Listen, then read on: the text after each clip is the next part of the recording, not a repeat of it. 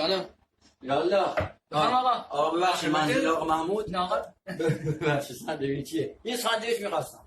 چه سنویش آقا؟ همون دایی پژمان. نه آقا این حساب مغازه این حساب مغازه دایی پشمانه. شکرم ساندویچ جدید آقا بده دایی این پژمان. منوی خود اونجا هست آقا. ها منو دیواری شده الان. نه دیواری شده بله. لباس خشک داری؟ چی لباس خشک؟ نه آقا اشتباه می‌کنین کالباس خوش کرده. من که اینو خواندم ببخشید.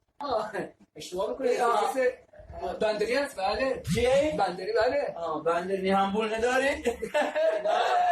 ممنونم آقا. نه آقا. آقا ماشاءالله چی زود آوردنش. نکنه زود هم پول میخه. نه آقا همینطور. آقا یه لحظه بیا. این چیکارت میشه برادرته؟ ممنونم مرسی.